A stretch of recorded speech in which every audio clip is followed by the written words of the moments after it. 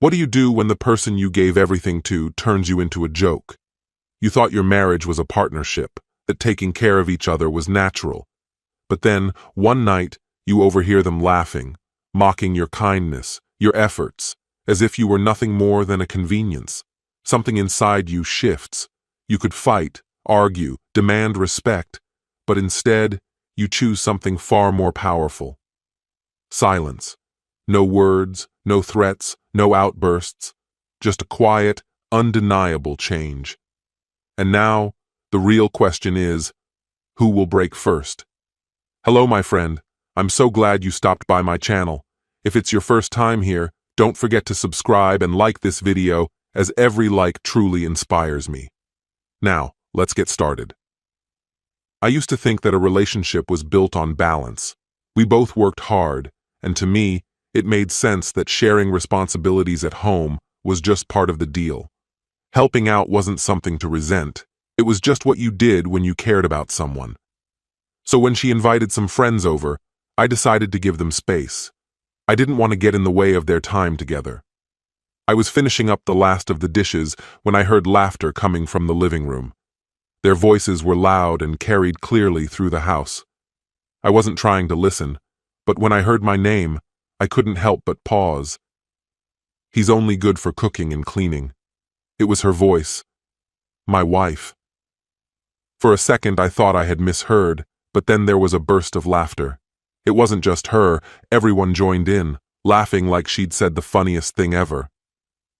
"You're so lucky," one of her friends said, still laughing. "I wish my husband would just shut up and do the housework without complaining about everything." My wife joined in. If I let him, he'd probably spend the whole day in the kitchen. The jokes kept coming. One friend after another added their own twist, turning me into the butt of their jokes. I stood there frozen, dish towel in hand, realizing that the woman I had given so much of myself to had reduced me to a mere servant in her eyes. It wasn't just the words, it was the tone. There was no warmth in her voice, no trace of gratitude, only mockery. It felt like I was being ridiculed for caring, for trying, like I was worth less because I made sure she always came home to a clean house and a hot meal. I could have confronted her right then. I could have marched into the living room, demanded to know why she felt the need to humiliate me in front of her friends. But I didn't. I stood there in silence, staring at the bubbles in the soapy water. A cold realization settled over me. Maybe it was the understanding that I wasn't her partner in her eyes. Maybe I had been giving everything to someone who didn't see or appreciate me. I don't know how long I stood there, letting the laughter echo through the house, but eventually, it quieted down. I set the dish towel on the counter and walked away. I couldn't bring myself to look at her, not after hearing what I had just heard. I didn't want to see the smirk on her face, the way she'd bask in the laughter of her friends, relishing the idea of me as a joke. So, I went to bed. As I lay there, staring up at the ceiling, I didn't feel anger. I expected to be furious, maybe even seething, but instead, I felt something else, something colder. Clarity. For years, I had tried to be the best husband I could be. I never thought of it as sacrifice because I truly believed we were a team, but now I saw things differently. She didn't see me as a partner.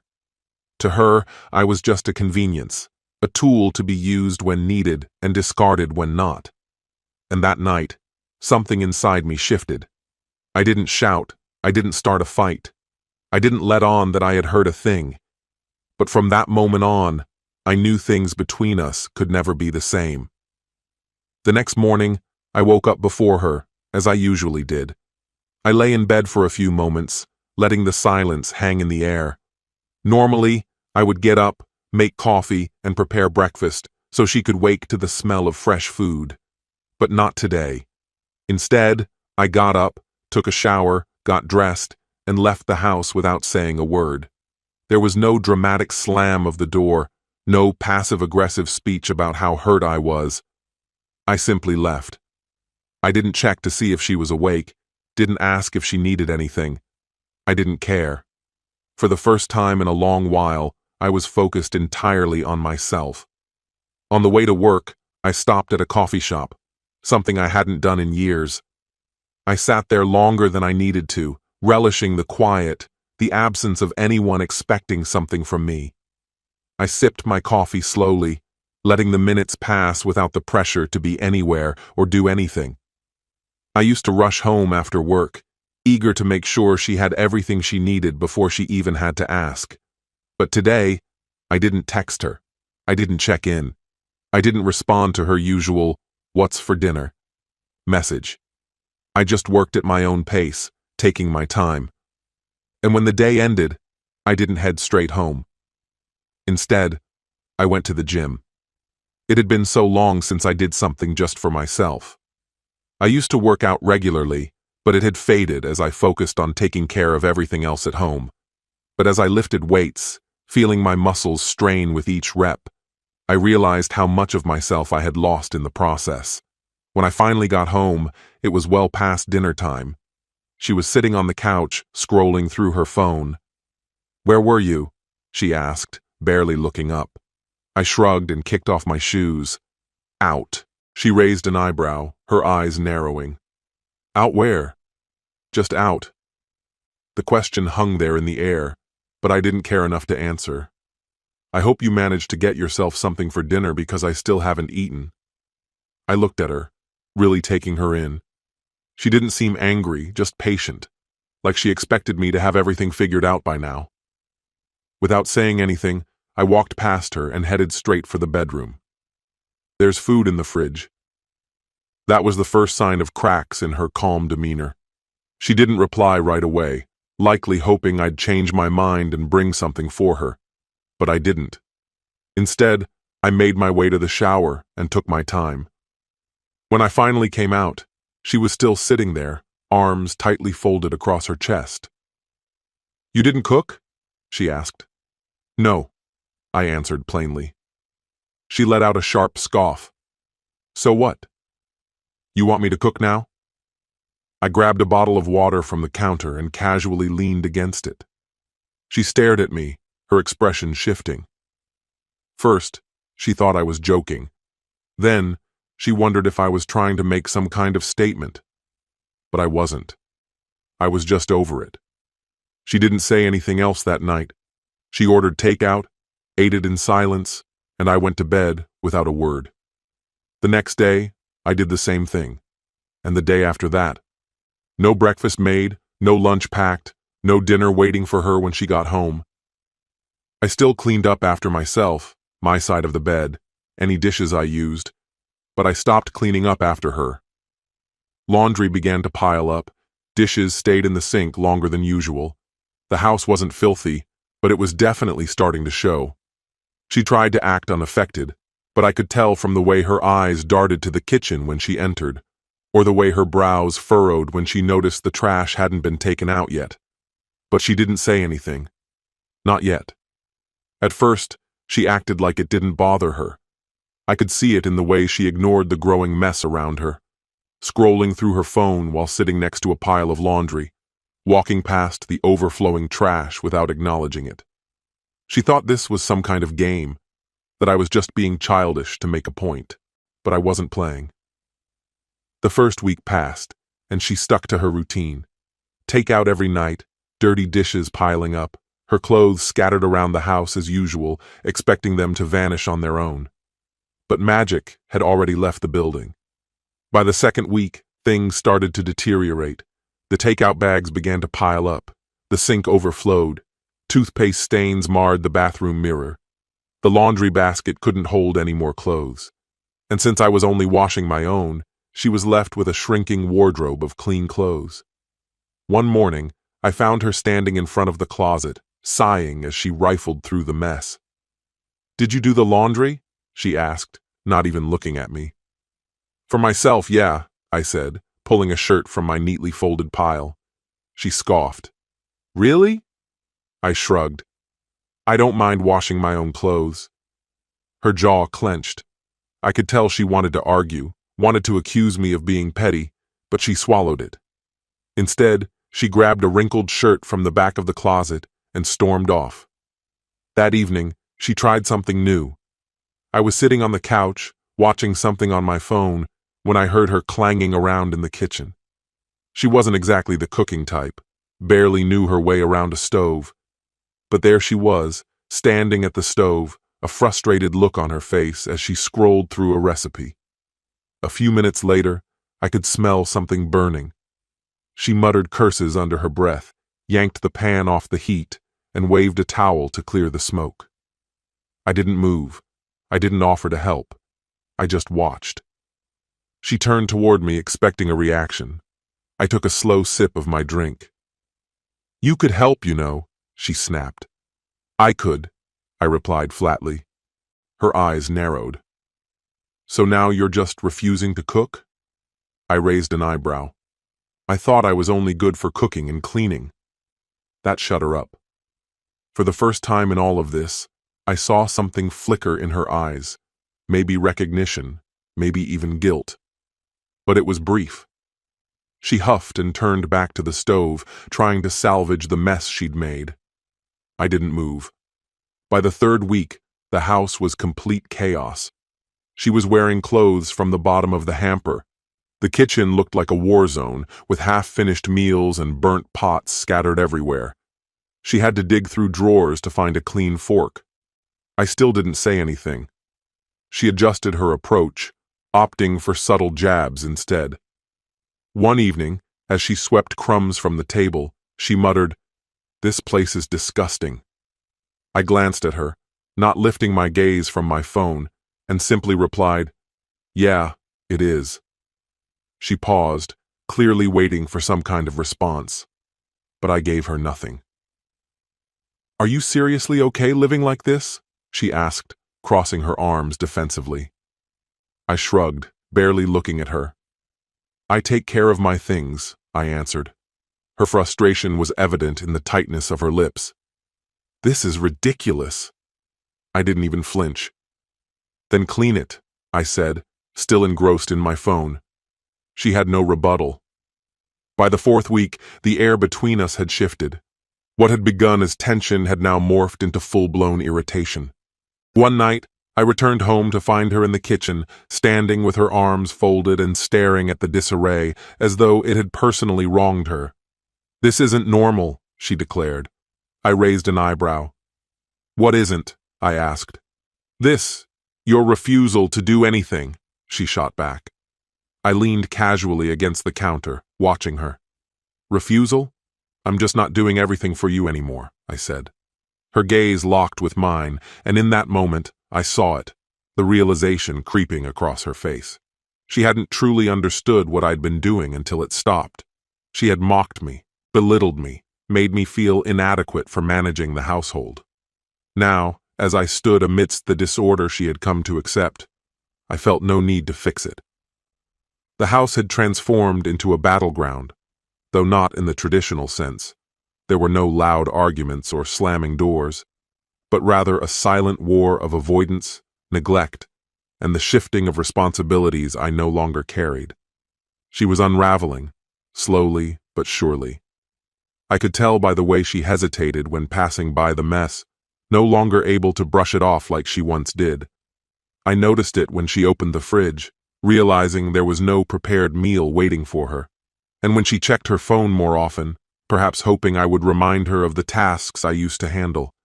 But I wasn't her fallback anymore. She tried to act unaffected, but I could tell it bothered her. By the end of the month, her frustration was impossible to hide. I had been out more often, taking longer routes home, enjoying the freedom of not being tethered to her or the house. I went out with coworkers, stayed at the gym longer, simply because I could. One evening, I returned later than usual, and there she was, sitting at the kitchen table, arms crossed, tapping her foot with impatience. The dim hum of the kitchen light cast shadows over the chaos that now filled every surface. She had been waiting for me. "Where were you?" she asked, her voice sharper than it had been in weeks. I shrugged as I set my keys down, never looking up. "Out," I replied. Her jaw tightened. "Out where?" she demanded. I grabbed a bottle of water from the fridge and took a slow sip before responding, "Just out." She scoffed, pushing away from the table in frustration. "You're really going to act like this?" "Like what?" I asked, still leaning against the counter unfazed. "Like you don't care." I studied her. She was different. Her eyes were tired, her hair messy, and the dark circles beneath her eyes stood out in contrast to her otherwise disheveled appearance. She was still in her work clothes, but they were wrinkled, suggesting she hadn't bothered to change. For the first time in ages, she looked drained. And in that moment, I knew. She finally understood. This wasn't about getting back at her. This was her coming to terms with everything I'd been doing, the way I'd kept things running smoothly, the way I'd been the one holding everything together. All this time, she'd belittled me, made me feel small for managing the cooking, cleaning, and upkeep of our lives. But now that I'd stopped, she was falling apart. She exhaled sharply, standing up with a resigned sigh. "Fine," she muttered. "I'll just do everything myself then." I didn't stop her. I watched as she stormed to the sink, cranking the water on with unnecessary force. She scrubbed the dishes violently, muttering under her breath. I could have stepped in, taken the towel from her, and finished the task like I used to, but I didn't.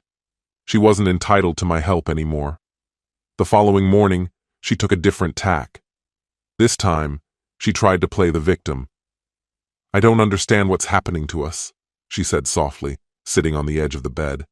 "We used to be a team." I glanced at her without a word. "Did we?" I asked, my tone cool. She frowned, her voice laced with confusion. "Of course we did." I shook my head as I stood up, letting out a quiet breath. "No, I was the team. You were just a spectator." That stopped her. She looked down at her hands, nervously picking at her nails. For the first time, she had no sharp retort. I wasn't playing along. No sarcasm, no exasperated sigh, no sharp retort. Just quiet. But that moment of hesitation had come and gone. For years, I had been the glue holding everything together, the one making sure our lives functioned smoothly. And what had I gotten in return? Dismissal, ridicule. She had laughed at my efforts, mocked my concerns. Now, for the first time, she was facing the weight of it all alone. And I had no intention of stepping in to save her. She was unraveling. The minor cracks that had once been easy to ignore had widened into irreparable fractures, and no amount of pretending could disguise the collapse. The house was a wreck. Piles of takeout containers had replaced the home-cooked meals I used to prepare. The small, unseen tasks that I had quietly handled had now become glaring voids in her daily routine. And for once, I wasn't swooping in to fix it. Over the next few days, she cycled through different tactics. At first, she pretended I didn't exist, convinced that silence would wear me down. When that failed, she resorted to sarcasm, rolling her eyes dramatically every time she was forced to do something as basic as washing a dish or taking out the trash. When neither approach broke me, she tried sweetness, making vague comments about how we could go back to how things used to be, how we didn't have to let it get to this point. But I didn't budge. Then came the moment everything shifted. It was a Friday night when I delivered the final blow. I was packing a bag, methodically folding clothes with no particular urgency, as she stood in the doorway, arms crossed, watching my every move. "Where are you going?" Her tone was clipped, colder than usual. "Away for the weekend," I answered without looking up. She stiffened. "Away? What does that mean?" I zipped the bag closed and finally met her eyes. "It means I'm leaving for a few days." Her arms dropped to her sides. "You're just... leaving?" I nodded. "Yeah." Her expression shifted, confusion flickering beneath the surface. "Without telling me?" "I'm telling you now." Her mouth opened slightly, but no words came out. She was struggling to process it, searching for a way to twist the situation into something she could control. But there was nothing left to grasp. I wasn't angry, wasn't pleading. I was simply done. "So that's it?" she asked, her voice rising. "You're acting like a child, throwing a fit." A laugh escaped me before I could stop it. "You think this is a tantrum?" She threw her hands up in frustration. "Yes, you're walking away like none of this ever mattered. Like everything we built means nothing." I glanced around the room, the unmade bed I had once straightened every morning, the overflowing laundry basket she hadn't touched, the empty nightstand where I used to leave small tokens of affection, just because. "Everything we built?" I repeated slowly. I took another sweeping look around. This hadn't been a partnership. She had ruled over this space, and I had been the one keeping it from crumbling. The second I stopped, it all fell apart. I slung the bag over my shoulder. "I'll be back Sunday," I said as I moved toward the door. She stepped in front of me. "This is ridiculous." I didn't respond. "You're not even going to tell me where you're going?" "Nope." Her jaw tightened, nostrils flaring. This wasn't about me leaving. It was about the fact that she no longer had control over me. For the first time in years, I had reclaimed my autonomy, and she had no idea how to handle it. "Are you seriously just going to walk out?" she asked, her voice softer now. I met her gaze one last time. "Yeah." And then I left. No explanations, no justifications, no apologies. I walked out, leaving her to sit in the mess she had created. I had expected to feel something, guilt, hesitation, a tug of responsibility. But there was nothing. No shame, no regret, just quiet, just space, just freedom. I drove with no clear destination, guided only by the need to be anywhere but there. Eventually, I found myself at a modest motel near the coast. I checked in without a second thought, and, for the next 2 days, I did something I hadn't allowed myself in years. I lived for me. I ate when I felt like it, slept when I wanted, sat by the water, watching the waves roll in, unburdened by expectations or obligations. No responsibilities, no demands, no one needing anything from me. And for the first time in what felt like forever, I felt good. By the time I pulled into the driveway on Sunday night, reality came rushing back. The weekend had been an escape, a brief departure from the life I had been entrenched in for so long. But as I stepped through the door, something felt different. She was there, seated at the dining table, waiting. The house remained untouched, exactly as I had left it, cluttered, chaotic, neglected. The garbage overflowed, dishes towered in the sink, and the air carried the stale scent of abandoned responsibility. She hadn't lifted a finger. No effort had been made to set things right, no attempt to change anything. She had simply waited, knowing that eventually I would return to put everything back in order. "Did you have a good time?" she asked, her voice devoid of warmth. I set my bag down. "Yeah, I did." She leaned back, crossing her arms. "Must be nice," she muttered. "Walking away from everything." My eyes drifted across the room, taking in the evidence of her indifference. The mess wasn't just physical, it was a reflection of everything between us, of what we had become. I met her gaze and nodded. Yeah, it was. For the first time, I saw something shift in her expression. The realization settled in. This wasn't a lesson, a game, or a test of patience. I wasn't waiting for an apology. I wasn't hoping for change. I was done. Her posture stiffened. "Okay," she murmured, her throat tightening around the word. A pause stretched between us before she spoke again, her voice edged with irritation. "So what now? You've made your point. Can we drop this and go back to normal?" I inhaled deeply, letting the weight of the moment settle, then stepped toward the table. From my bag, I pulled out an envelope and slid it across to her, letting it land softly in front of her.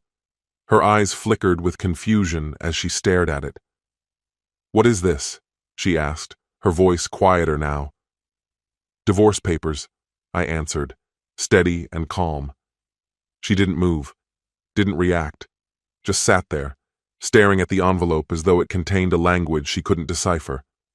When she finally looked up, her face was unreadable, her voice barely above a whisper. "You're serious?" I met her gaze. "Yeah."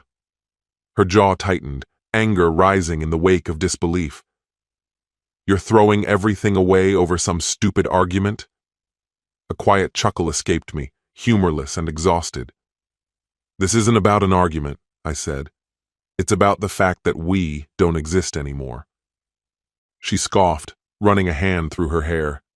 "This is ridiculous. It's not like I cheated on you."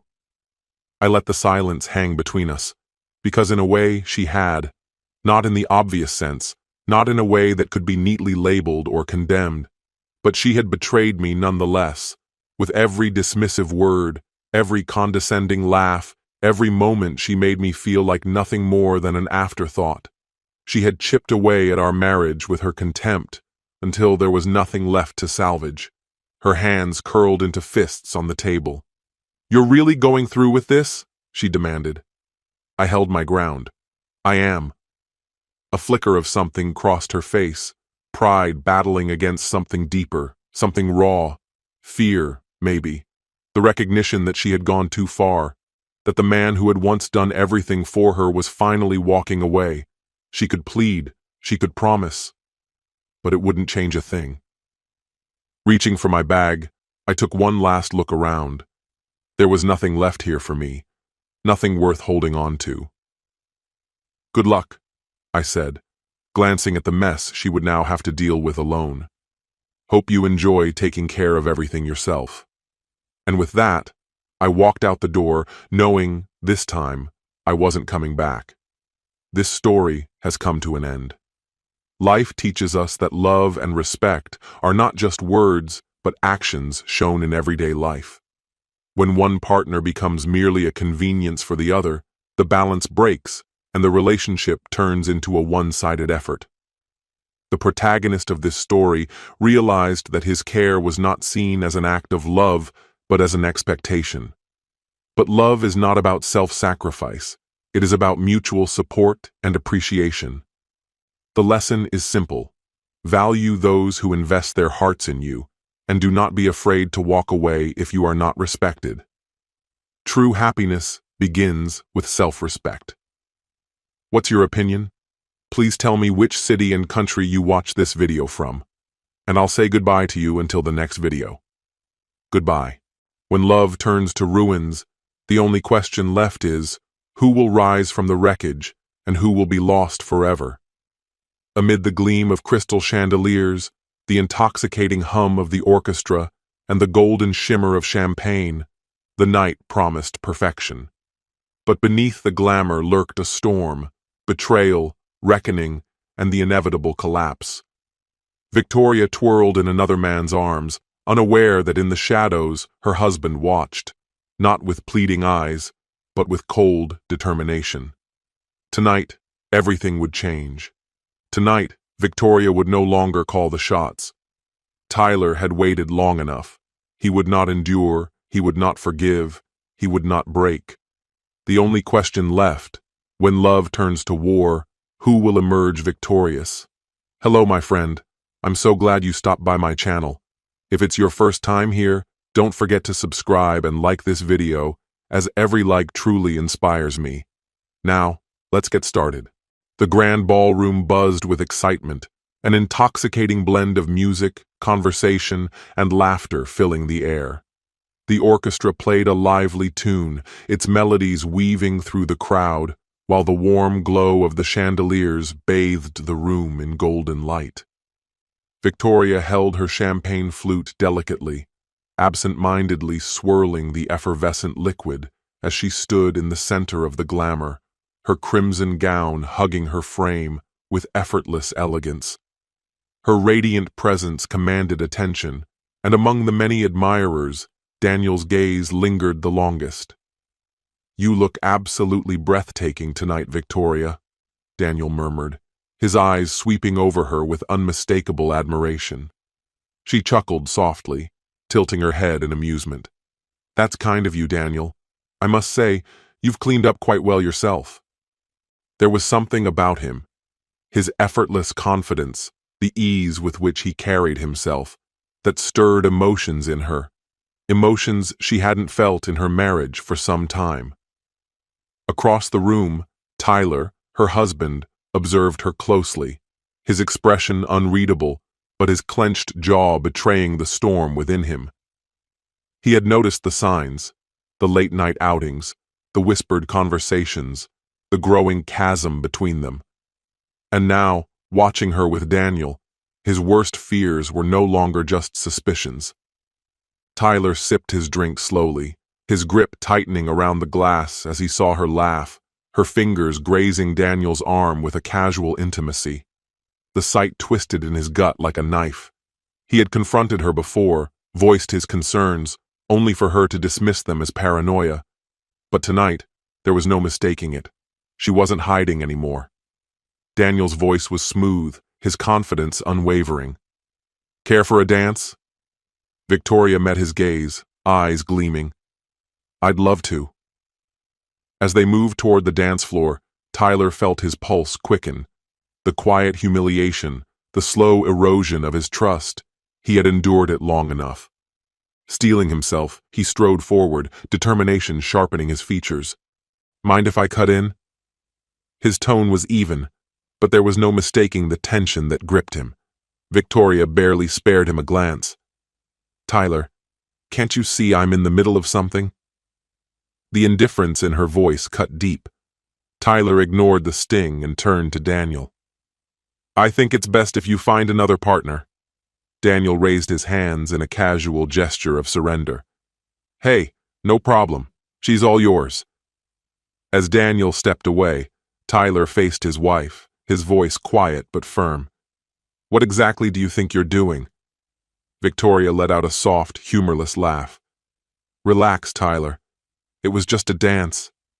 His eyes darkened. "Don't insult me. You've been throwing yourself at him all night." She sighed, exasperation flickering across her face. "You're being dramatic." His jaw tightened. "Am I? Do you think I haven't noticed? The late nights, the secret calls? Do you really believe I'm blind to what's happening?" She crossed her arms, her expression unreadable. "Tyler, I am not your property. You don't get to monitor my every move." His chest tightened. "So as long as I don't catch you outright, it doesn't count?" She shrugged, unconcerned. "I'm just having fun. You're making something out of nothing." Tyler exhaled sharply, stepping back as the weight of her words settled over him. "If this is your definition of fun, then maybe we need to reconsider our marriage." Victoria's gaze drifted away, her voice eerily calm. "Maybe we do." A heavy silence stretched between them before Tyler turned on his heel, pushing through the crowd as a realization settled in his mind. He couldn't keep pretending. He wouldn't let this spiral any further. He needed a plan. Victoria's laughter rang out behind him, sharp and biting, a cruel reminder of how far apart they had drifted. Finding a secluded alcove, Tyler pulled out his phone, his fingers hovering over the screen before scrolling through his contacts. His eyes landed on the name he sought. Taking a deep breath, he pressed the call button. A voice answered on the other end. "Hello?" Tyler's grip tightened around the device. "It's me. I need your help." Meanwhile, Victoria had returned to Daniel, a sense of triumph washing over her. She had pushed Tyler further away, reaffirming her independence, embracing the thrill of the moment. Accepting another glass of champagne, she offered Daniel a smile. "Everything all right?" he asked, a note of curiosity in his voice. She took a measured sip, unbothered. "Tyler just needed a little perspective, that's all." Daniel nodded, handing her another drink. "Glad to hear it. I was hoping you'd come back to me." She leaned in, their conversation growing more intimate as the night stretched on. Across the ballroom, in the solitude of a dimly lit room, Tyler sat with a trusted confidant, laying out his plan. Every detail was methodical, every step calculated. He would gather the proof he needed, confront Victoria with the truth, and reclaim his dignity once and for all. "You're sure about this?" his friend asked, concern lacing his voice. Tyler's eyes burned with resolve. "I can't let this continue. I won't be made a fool of any longer." His friend studied him for a moment before nodding. "All right. What do you need from me?" Tyler exhaled slowly before detailing his strategy. There would be no more doubt, no more room for Victoria to brush this aside. The time for naivety had passed. Tonight marked the beginning of something new, the moment he took back control. He had always known this moment would come, yet that didn't make facing it any easier. As the gala wound down, Victoria found herself caught between the lingering thrill of the evening and the creeping weight of exhaustion. The night had been electrifying, especially the stolen moments with Daniel. His attention, his effortless charm, the rush of something new and forbidden had drawn her in completely. But as she sat in the car beside Tyler on the way home, an unshakable guilt began to settle in, its grip tightening with each mile they passed. Tyler kept his eyes fixed on the road, his knuckles white from the way he clutched the steering wheel. The silence between them was deafening, thick with tension. Victoria risked a glance at him, reading every unspoken thought in the rigid set of his shoulders. "Tyler, is it really this bad?" she asked, her voice gentler now, a stark contrast to the excitement she had felt earlier. He drew in a slow breath, the weight of unspoken words pressing down on him. For a second, she thought he might respond, but he only exhaled, steadying himself. "We need to talk, Victoria."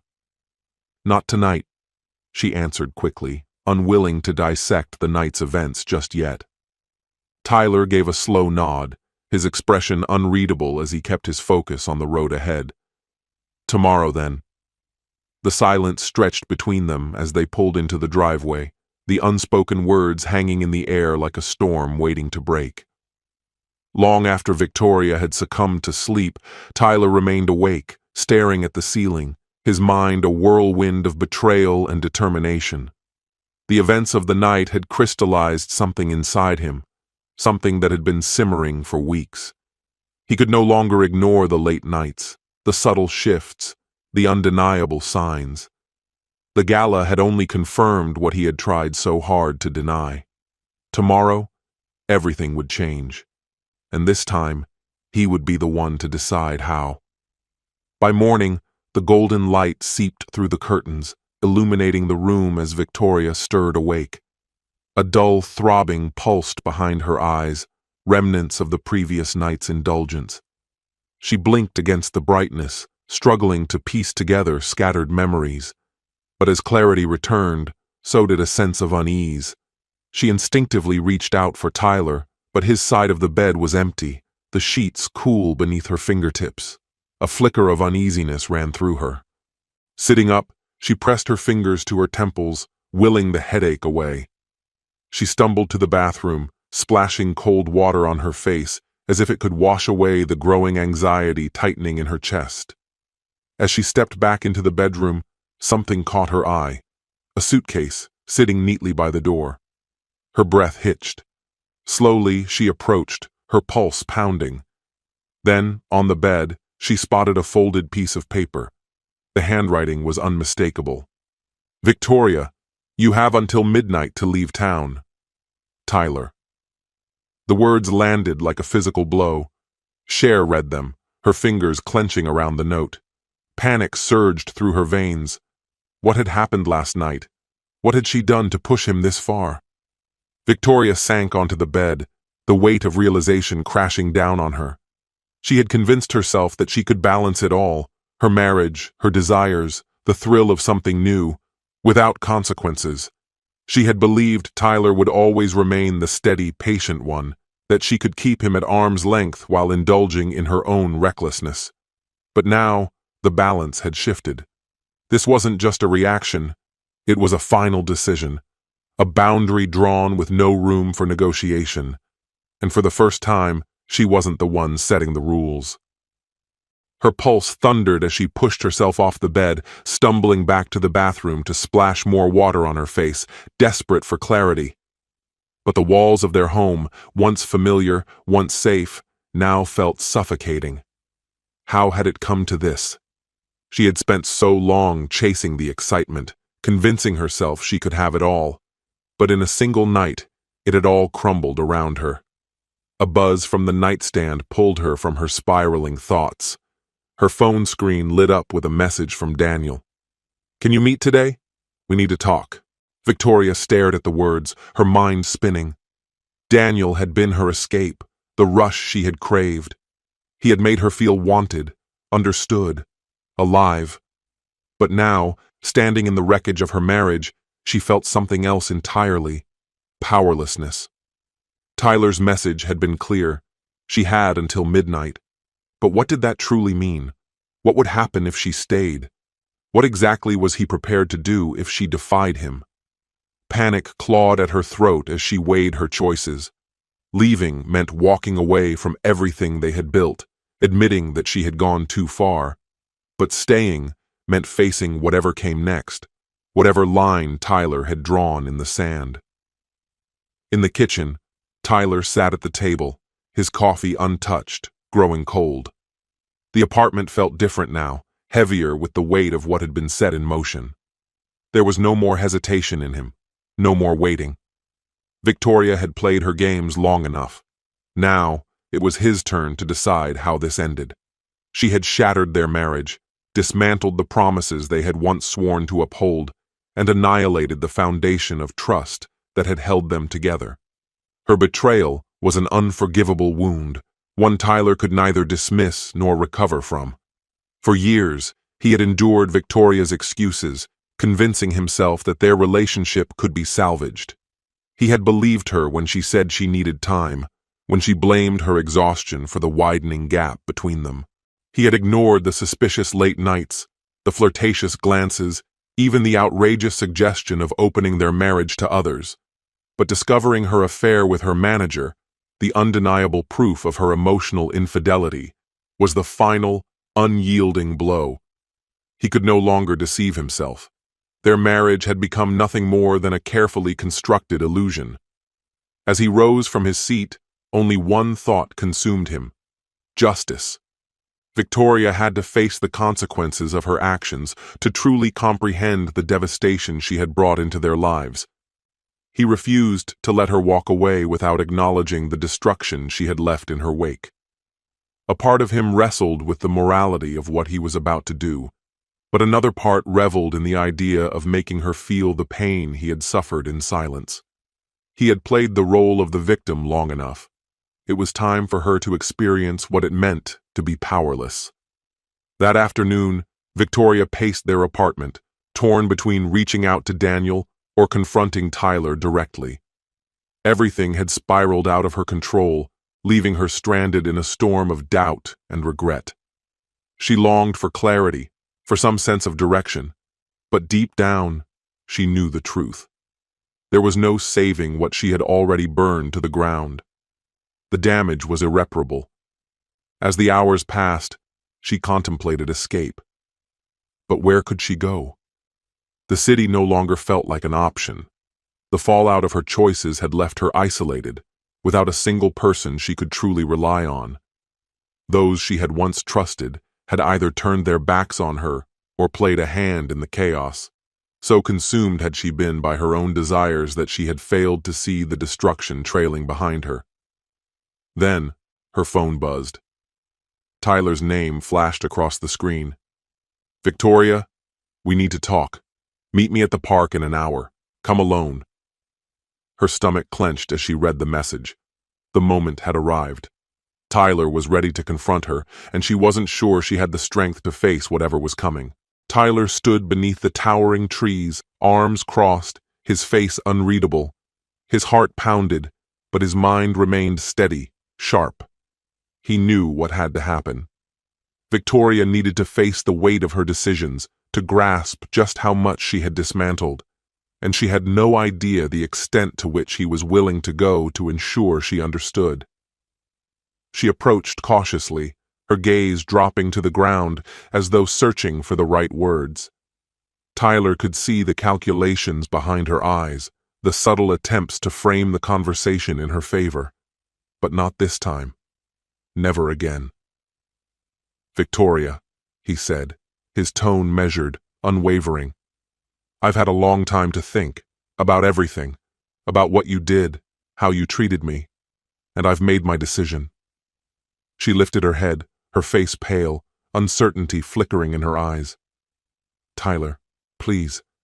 I never wanted—" He silenced her with a sharp shake of his head. "No.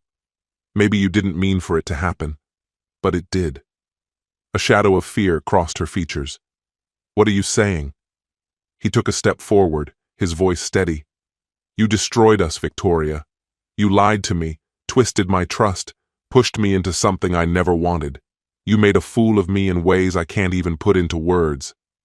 Tears welled in her eyes as she parted her lips to speak, but he raised a hand, stopping her cold. "No, not this time. You don't get to talk your way out of this. I was patient. I tried to mend what was broken. But we're past that now." Victoria inhaled sharply, her breath unsteady. She had expected anger, hurt, maybe even a plea for reconciliation. But what she saw in Tyler's expression was something else entirely, an icy, unshakable resolve that sent a chill down her spine. "I'm done making things easier for you," Tyler continued. "I refuse to be the one who keeps suffering. Now it's your turn. You're going to feel every ounce of pain you inflicted, the loneliness, the emptiness, the betrayal." Victoria recoiled slightly, shaking her head. "Tyler, don't do this. I know I messed up, but I want to fix it." A bitter laugh escaped him. "Fix it? After everything you've done?" He exhaled, letting the weight of his words sink in. "No, Victoria. Some things can't be undone." She stood frozen, the color draining from her face. The reality of the situation was finally settling in. This was it. There was no salvaging the wreckage of what had been lost. Tyler's voice dropped lower, every word laced with quiet finality. "You're going to remember this. Every regret, every moment of guilt. You'll carry it with you." Without another word, he turned and walked away, leaving Victoria motionless in the park. The life she had constructed was collapsing before her eyes, each illusion crumbling into dust. And for the first time, she truly understood. Tyler was no longer someone she could manipulate. He never looked back as he disappeared into the distance, her broken pleas fading behind him. Tyler had reached his breaking point. Victoria had crossed too many lines, and now she would have to reckon with the aftermath. He had spent years trying to preserve their marriage, while she steadily dismantled it piece by piece. The open relationship, the dishonesty, the affair, each betrayal had brought them to this inevitable conclusion. Now, standing alone in the park, Victoria felt as though the ground beneath her had disappeared, leaving her adrift in an unfamiliar world. She had expected anger, maybe even an explosive confrontation, but what she hadn't foreseen was his complete and utter indifference. The warmth that had once filled Tyler's gaze had been replaced with a cool, unwavering certainty. She had convinced herself that if she found the right words, if she begged sincerely enough, she could salvage what remained. But Tyler was no longer listening. He had already let go. The following days blurred into a frantic storm of unanswered messages and ignored calls. Victoria pleaded for a chance to talk, to explain, to fix things. But for the first time since they had met, Tyler was unreachable. She no longer knew where he was or what he was doing, only that whatever fragile connection they had left had been reduced to dust. Tyler, however, had already found his closure. Sitting in the quiet of his new apartment, he turned inward, prioritizing his career, seeking therapy, and rediscovering himself. The betrayal that had once consumed him now felt distant, no longer a weight, but a lesson. He realized that his pain did not define him. His ability to move forward did. With a deep breath, he made the call to a divorce attorney. This was not about revenge, it was about reclaiming his life. He had always been a man who valued peace, but Victoria had taken that from him. Now, he was determined to take it back. The divorce proceeded swiftly, without drama or spectacle. Victoria made one last attempt to change his mind, but the moment had long passed. Tyler had already stepped into his future, leaving their marriage behind. Months later, Victoria stood among the ruins of her choices, fully realizing the depth of what she had lost. The one person who had loved her unconditionally was gone. She had chased an illusion of independence, believing it would bring fulfillment, only to find herself burdened by regret.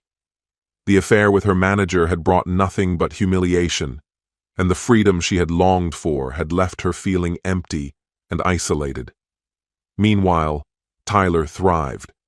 He traveled, discovered new interests, and built a life filled with purpose. Though the memory of her betrayal remained, it no longer held power over him. His liberation hadn't come from leaving Victoria, it had come from rediscovering himself. In the end, both had learned harsh but necessary truths. Victoria came to understand that freedom without responsibility could lead to devastation, while Tyler realized that true healing only comes from letting go of what no longer serves you. As the sun sank below the horizon, they each faced an uncertain future, walking separate paths that would never cross again. The past no longer bound them, and with that realization, a new chapter began. This story has come to an end.